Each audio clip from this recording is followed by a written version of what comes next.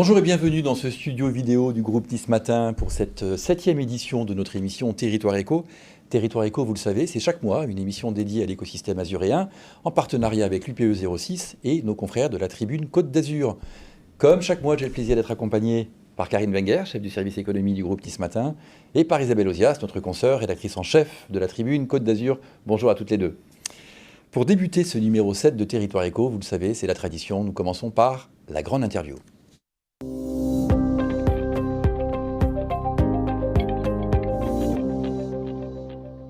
En 2023, le e-commerce représente en France près d'1 milliard de colis par an. Un nombre impressionnant de paquets qui, tous les jours, partent en camion des entrepôts pour être livrés le plus vite possible à leurs destinataires.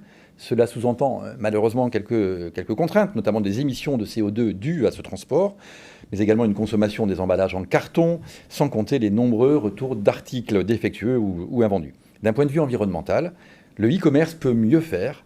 Pour parler de ce sujet, nous recevons sur ce plateau Gaëlle Dauger. Bonjour Gaëlle. Bonjour. Vous êtes la directrice générale d'EasyPara, le site de parapharmacie 100% azuréen qui génère le plus gros trafic en France. Vous avez géré, je crois, plus de 650 000 colis en 2022. Et vous êtes également la trésorière du club e-commerce 06 et Monaco. On va peut-être commencer par le commencement. Présentez-nous un petit peu rapidement. Qu'est-ce que EasyPara exactement? À quoi vous servez? Qu'est-ce que vous faites?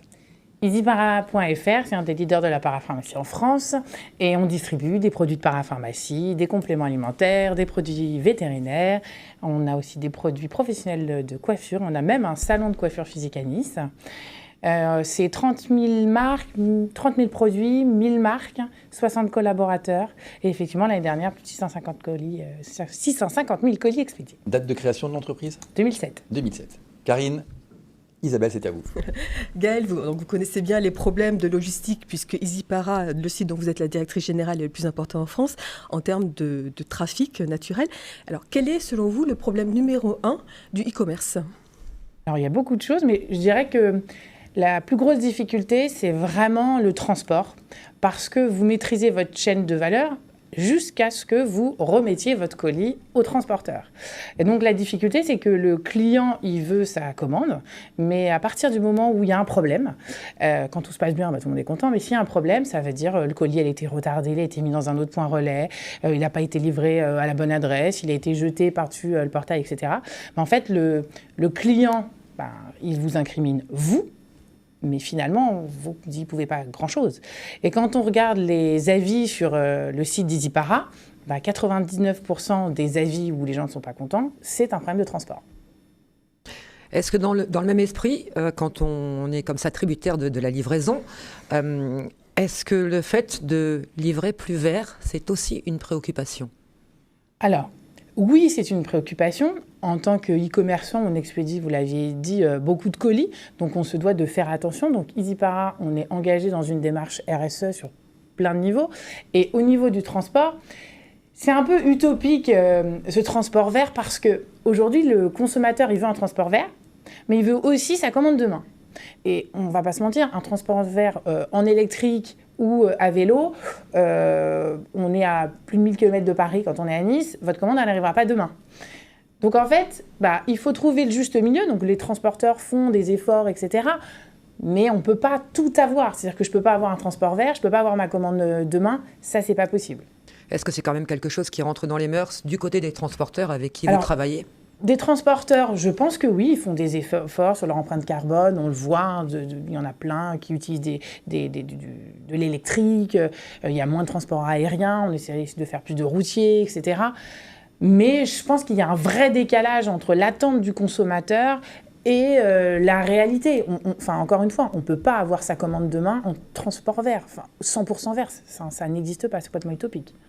D'autant que le consommateur est peut-être assez mal habitué avec des géants du e-commerce tels qu'Amazon qui proposent la livraison parfois la journée même ou le dimanche jusqu'à 22h.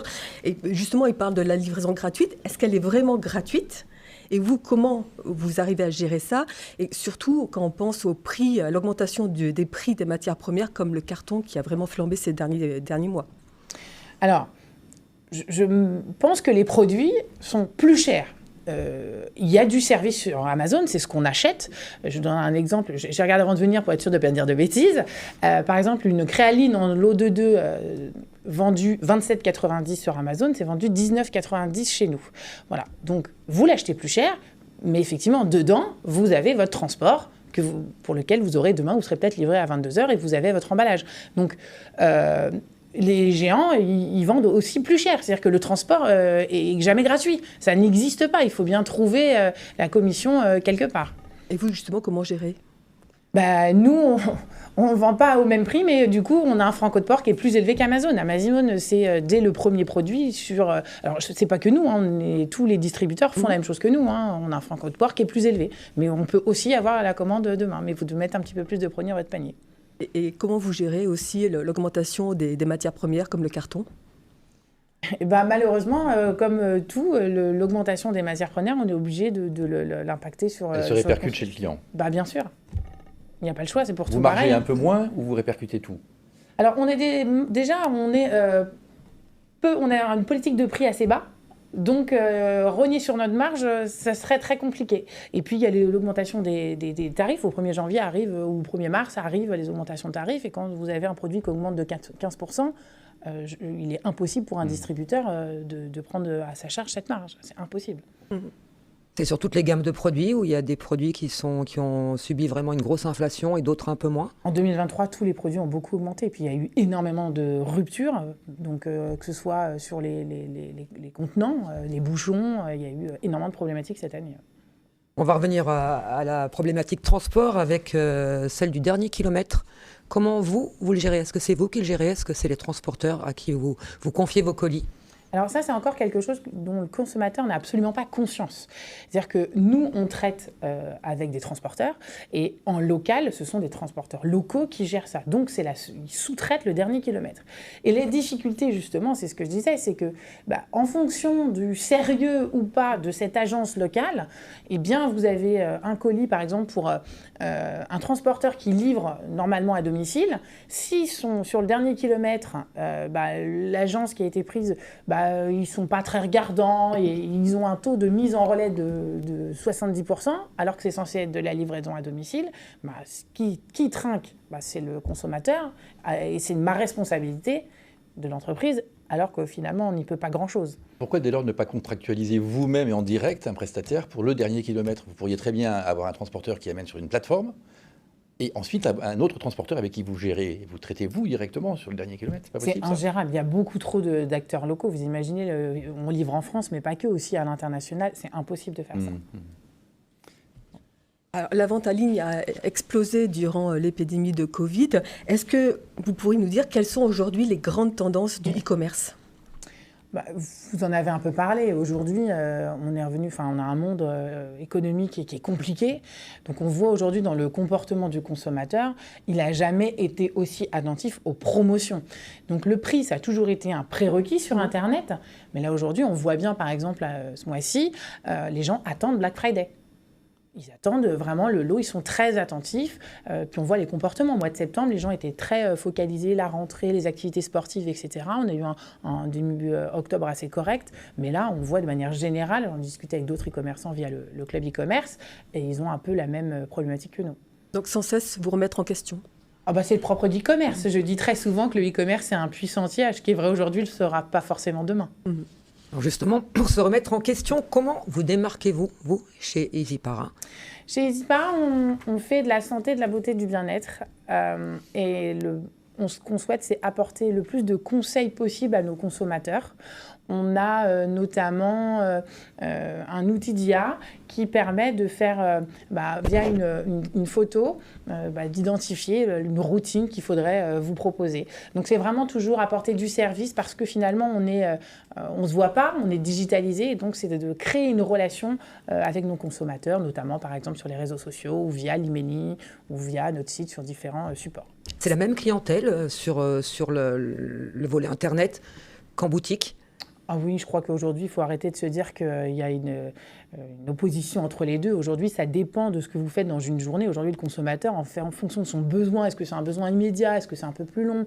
En fonction de où est-ce qu'il est, où est-ce que se situe la conversation qu'il a. C'est c'est un parcours. Un consommateur peut acheter aujourd'hui en boutique, demain sur Internet et continuer comme ça. On le voit de plus en plus, les entreprises qui ont un site Internet, une boutique, avec des cartes fidélité dissociées. Maintenant, ça n'existe plus. Vous disiez tout à l'heure que vous utilisiez l'intelligence artificielle pour proposer de nouveaux services. C'est un outil que vous développez en interne ou vous passez par en externe pour le proposer? On s'est associé à une grande marque de cosmétiques pour le proposer. D'accord. Alors, de distributeur, vous ajoutez une nouvelle corde à votre arc en proposant désormais ou bientôt une gamme de compléments alimentaires. Vous pouvez nous en dire un peu plus? Oui, effectivement. C'est une avant-première. Ça sort bientôt. Ce sera la marque Parakea. Ça vient du fait qu'on est très axé sur la santé, vraiment le conseil. Et l'idée, c'était d'apporter vraiment, comme on a un peu de crédit, d'apporter à nos consommateurs un produit qui est bien choisi. Ce sont des produits qui sont naturels et bio. Pour l'instant, il y a 60 références qui vont apparaître. C'est une fabrication française. C'est un circuit court qui est fabriqué dans le Vercors. Ce sont des produits qui sont recyclables. Et c'était vraiment l'idée d'apporter toujours ce soin, ce conseil qu'on aime prodiguer à nos clients.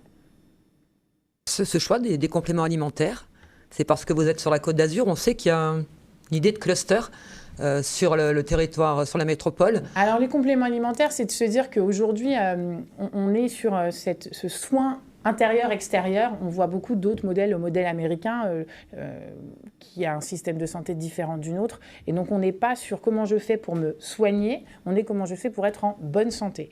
Et on voit avec l'effet du Covid où les gens se sont jetés sur les compléments alimentaires. Et aujourd'hui, il y a vraiment cette appétence. Et donc, aujourd'hui, c'était d'apporter vraiment, de continuer à appuyer cette démarche de nos clients, de dire c'est bien de se soigner extérieur, mais il faut aussi soigner à l'intérieur. Et on voit de plus en plus de produits qui sont déremboursés.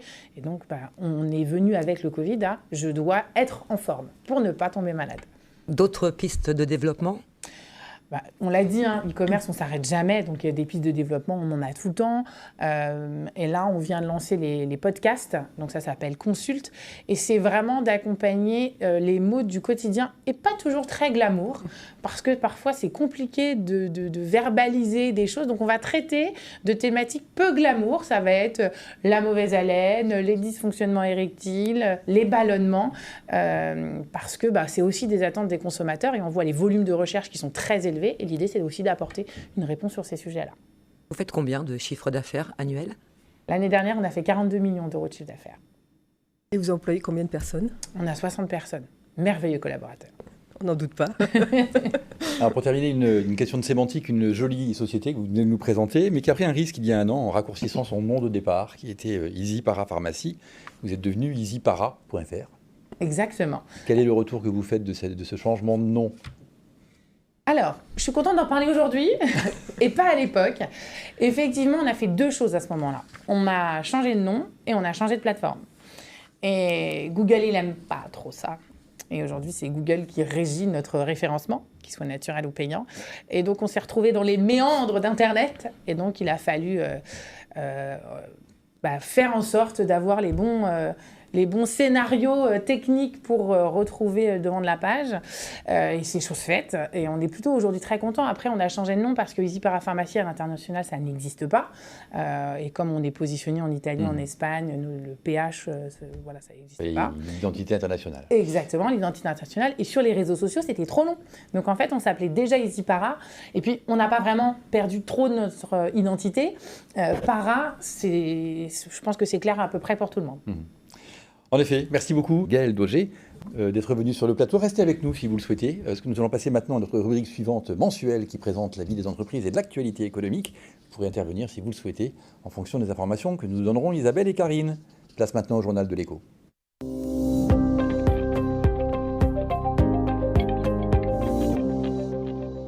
Alors, Karine, Isabelle, comme tous les mois, vous nous présentez un peu ce qui a fait l'actualité des dernières semaines de l'écosystème azuréen. Et on commence avec la vie des entreprises. Et on va commencer par un succès, celui d'IBT. Ça a été le premier salon 100% industriel avec toutes les filières de l'industrie azuréenne rassemblées pour la première fois. Métallurgie, chimie, BTP, parfumerie. Donc ça vous concernait aussi. Et enfin numérique, la première édition ce 12 octobre qui s'est déroulée à l'Alliance Riviera a rassemblé près de 4000 visiteurs et c'est pas si mal pour un galop d'essai. Une deuxième édition est déjà dans les starting blocks avec nos industriels réunis. 2 millions d'euros, c'est la somme levée par FREG auprès de XO Private Equity. Alors, FREG, c'est la spécialiste des solutions de gestion en eau pluviale. Elle est basée à Sophia Antipolis et elle fêtera ses 10 ans l'année prochaine. Et elle poursuit donc, grâce à cette levée, sa politique d'innovation. Elle annonce, grâce à ce nouvel apport, un plan de croissance très ambitieux avec un objectif dépasser les 10 millions de chiffres d'affaires dès 2026. Et on va rester dans la tech. Cet automne, on a fêté partout en France les 10 ans de la French Tech. Ça a été l'occasion pour la team azuréenne de compter ses troupes, 350 startups adhérentes via les 4 associations piliers de la French Tech Côte d'Azur, Nice Startup, Télécom Valley, Canisup et le Club des entrepreneurs de Grasse. L'ambition perdure, les présidents, eux, changent. On attend dans les prochains jours l'élection des nouveaux patrons de la tech azuréenne et en coulisses, on murmure qu'on attendrait plutôt des patronnes. Ah ah, ça c'est une bonne nouvelle. On reste dans la dermatologie avec Cutis Innovation. C'est une biotech spécialisée dans la médecine régénérative de la peau.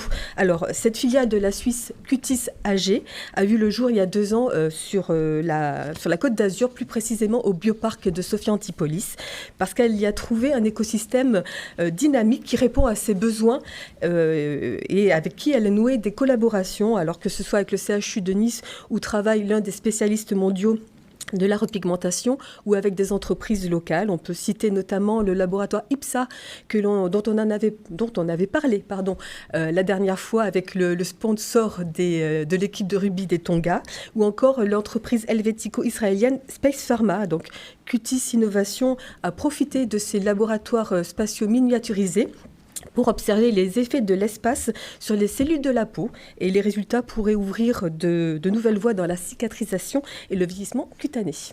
Bien, on reste à Sophia. On reste à Sophia, on change un petit peu de secteur avec Videtix qui décidément a le vent en poupe. Ces dernières semaines, la spécialiste de l'analyse vidéo passée à la moulinette de l'intelligence artificielle est revenue la semaine dernière d'une mission en Côte d'Ivoire avec une excellente nouvelle. Devant l'intérêt suscité par sa techno, une filiale Videtix West Africa est désormais envisagée. Une autre bonne nouvelle pour la Sophipolitaine, Videtix a été sélectionnée pour représenter la Côte d'Azur au French Tech Rise. C'est un gros concours d'innovation à Paris. Elle récompense les innovations les plus tendances et surtout pour l'équipe d'Alan Fairback, c'est un voyage à la capitale dans une impressionnante galaxie d'investisseurs. De quoi étoffer son réseau de potentiels financeurs. Et c'est le timing parfait pour Videtix. Qui est Bob, Karine ? Ah, Bob. Il faut surtout penser à Bob parce que c'est la boussole des boss, plus particulièrement des femmes dirigeantes.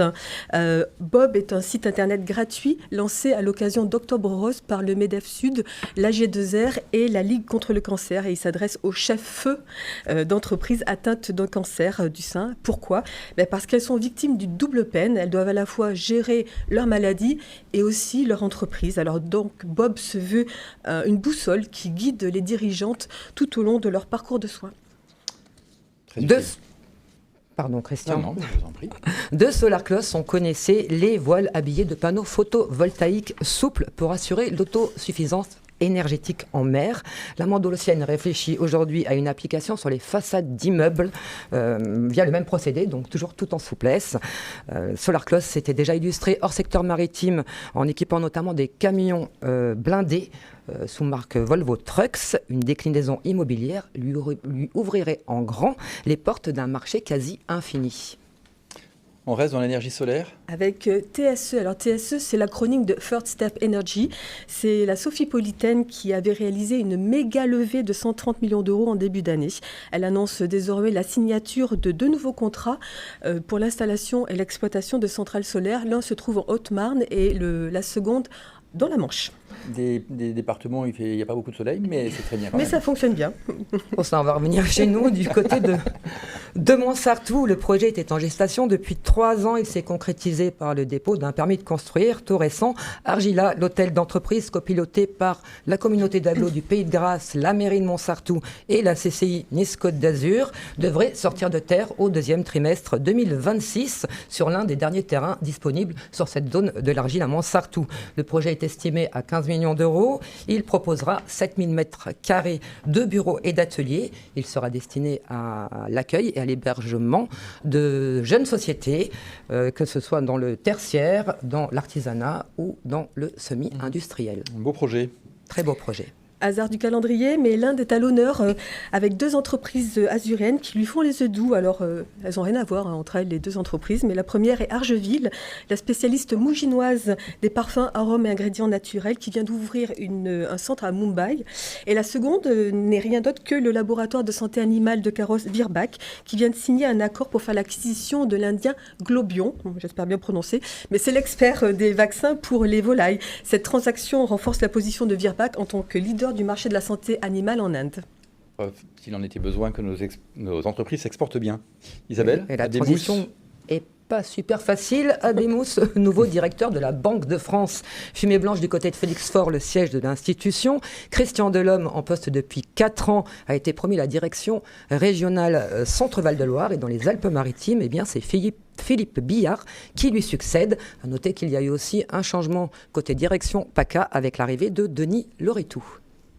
Et on a tous besoin d'un petit coup de boost. En l'occurrence, c'est celui du fonds porté par l'Union pour l'entreprise des Alpes-Maritimes.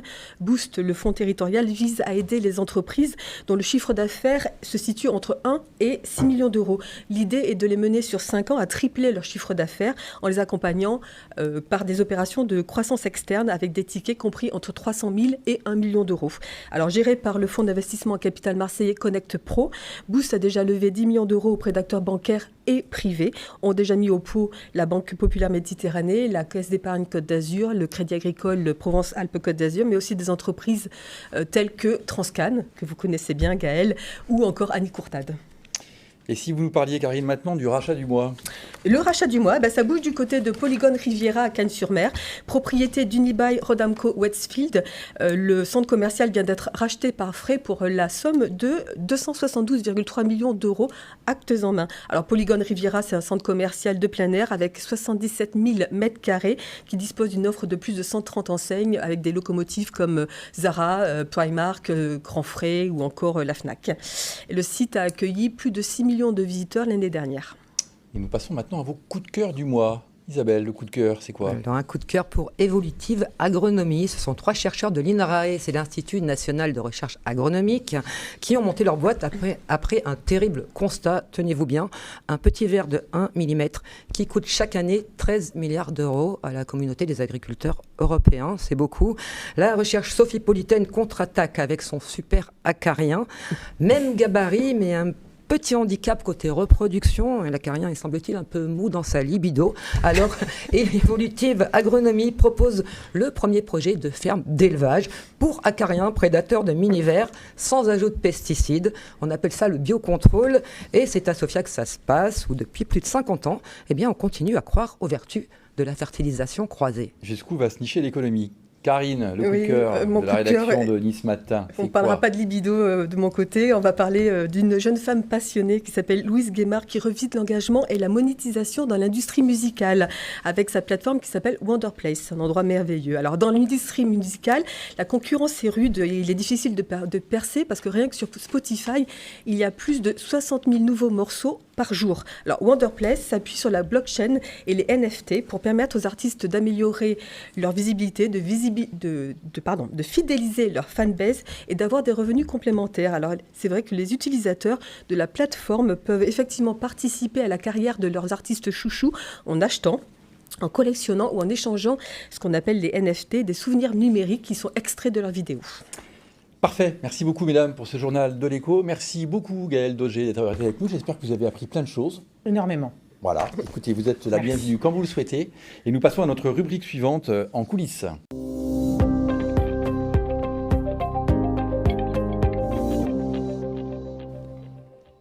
Comme chaque mois, nous vous emmenons maintenant dans les coulisses d'une de nos belles et grandes entreprises azuréennes. Et cette fois, Karine, nous allons parler de déchets et d'innovation.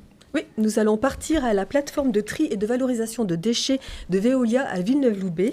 Si on en parle, c'est parce qu'elle utilise depuis 2 ans un robot qui est unique dans le département et qui permet de valoriser jusqu'à 95% des déchets issus du bois d'ameublement. Alors, on regarde tous le reportage réalisé par Franck Fernandez à Villeneuve-Loubet dans les locaux de Veolia.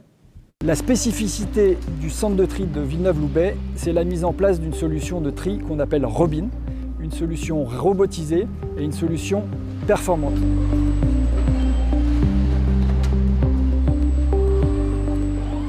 Nous sommes ici sur le centre de tri Veolia de Villeneuve-Loubet.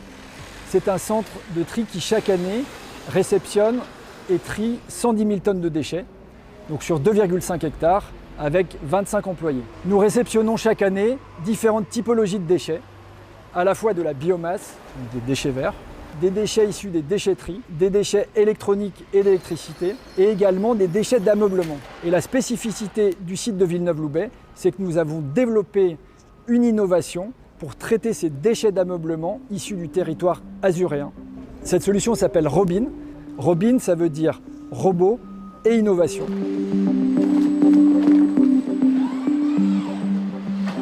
Donc on se trouve ici dans la cabine de tri Robin. Donc on voit la zone de réception. Donc la pelle sur ce périmètre, elle fait toute la partie pré-tri. On retire toute la fraction de déchets volumineux qui n'a pas nécessité de monter sur la chaîne de tri. Ensuite, on a une fraction de bois qu'on va pouvoir charger sur le convoyeur. Ces convoyeurs amènent le déchet jusqu'à la zone Robin, où Nader va pouvoir prendre la main, notre opérateur, pour stopper, ce qui va permettre à la machine de pouvoir prendre une photo en 3 dimensions, qui va être reportée sur le pupitre, et à partir de là, il va pouvoir désigner les indésirables qu'il souhaite retirer. Et là, le robot, donc, du coup, se saisit de l'objet qui a été désigné par Nader et relâche le déchet dans la goulotte concernée, à savoir que nous avons le refus, le plastique, les métaux et les restes des rembourrés. Le flux va continuer d'avancer automatiquement, suitera dans le broyeur, et à partir de ce moment, un autre convoyeur récupère la matière broyée avant d'être chargé dans des semi-remorques à destination des usines de panneautiers. Donc Robin permet d'apporter plusieurs avantages. Le premier, c'est une meilleure qualité de tri. Le deuxième avantage, c'est qu'on a un taux de recyclage et de valorisation très important, 95%. Et le troisième élément, c'est que cette solution robotisée permet d'améliorer les conditions de travail et la sécurité pour nos collaborateurs. Intéressante découverte dans les coulisses de Veolia. Merci à Franck Fernandez pour la réalisation de ces images et merci à vous Karine qui l'avez accompagné. On retrouvera d'ailleurs le reportage complet de ces coulisses dans le numéro hebdomadaire du supplément de l'Écho de Nice Matin lundi prochain. Et c'est déjà l'heure de notre dernière rubrique du mois, le pitch.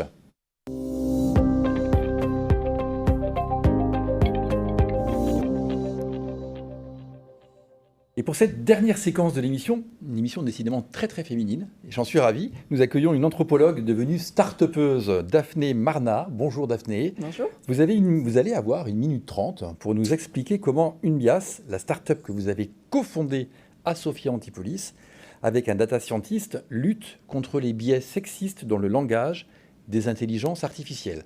Un petit chronomètre va s'afficher, il est devant vous. Vous allez regarder la caméra, le chronomètre du coin de l'œil et vous avez 1 minute 30 pour nous convaincre. À vous. Alors, l'intelligence artificielle est-elle biaisée ? Est-ce qu'elle ne risque pas d'amplifier les problèmes que nous avons déjà liés au sexisme, au racisme ? En effet, les modèles d'intelligence artificielle sont entraînés sur des milliards d'exemples. Et malheureusement, ces exemples sont pleins de stéréotypes que les modèles apprennent et voire amplifient. Du coup, on a des problèmes très concrets liés à ça. Par exemple, ne pas être exposé à certaines offres d'emploi parce que les IA ne considèrent pas que nous rentrons dans les normes. Alors face à ce défi, nous avons créé Unbias, la seule solution technique capable de réduire l'intensité des biais dans les modèles d'intelligence artificielle. Si vous n'êtes pas data scientist, mais que vous gérez et créez des gros corpus de texte, nous sommes aussi capables d'aller identifier la phrase qui pourrait heurter les sensibilités. Unbias a plusieurs avantages. D'abord, il vous évite les effets discriminatoires de vos modèles. Et puis aussi, il vous permet d'être en règle avec la loi, notamment l'IA Act, qui est en train d'être votée au niveau de l'Union européenne. Et puis enfin, il vous permet que votre communication soit réellement inclusive. Alors, oui, les biais dans l'intelligence artificielle, c'est un problème majeur, mais nous avons la solution. Et puis, le sexisme, les discriminations liées à l'âge aussi, aux handicaps, nous touchent tous, et c'est un problème systémique. Chez Unbias, nous pensons que l'intelligence artificielle peut aussi nous aider à résoudre ce problème pour un monde plus équitable et juste. Eh bien voilà qui est parfait. Vous avez conclu juste avant le gong. Merci beaucoup Daphné. Et alors je vous souhaite le meilleur pour cette fin d'année puisque c'est une annonce que nous faisons aujourd'hui. Vous le savez, tous les ans nous remettons les trophées de l'économie lors d'une belle soirée qui réunit tout l'écosystème azuréen avec différents trophées et différents prix. Et cette année, nous innovons en ajoutant un prix supplémentaire lié à cette émission Territoire Éco qui sera le prix du start-upper de l'année, du pitch de l'année. Nous allons donc vous mettre en ligne prochainement sur notre site nicematin.com, tout comme sur le site de nos confrères de la Tribune Côte d'Azur, tribuca.net, l'intégralité des pitchs de nos start-upers venus dans nos émissions Territoire Éco. Et vous allez pouvoir voter, bien sûr en nombre, je l'espère, pour élire le start-upper qui vous aura le plus convaincu. Et le prix du start-upper et du pitcher de l'année sera remis par Clarisse Isabelle et moi-même sur la scène de l'Opéra de Nice le 6 décembre. Daphné, tout le mal que je vous souhaite. Mais c'est d'être encore avec nous. Ça, vous le serez forcément le 6 décembre, oui, parce que vous serez conviés, mais avec le prix entre les mains. En tout cas, on compte sur vous. Suivez bien nos sites internet. Vous allez bientôt voir arriver ces pitchs très intéressants et on compte sur vous pour voter. C'est la fin de cette émission. Merci infiniment à vous de l'avoir suivi. Merci Karine, merci Isabelle. On vous retrouve le mois prochain avec plaisir. Merci Philippe Bertini, Sophie Doncet à la réalisation de cette émission. L'émission Territoire Éco, vous le savez, vous pouvez la voir et la revoir sur la chaîne YouTube du groupe Nice Matin, sur nos sites internet du groupe Nice Matin, sur le site tribuca.net ainsi que sur nos pages Facebook. Et nous vous souhaitons collectivement une excellente journée à tous. À très bientôt.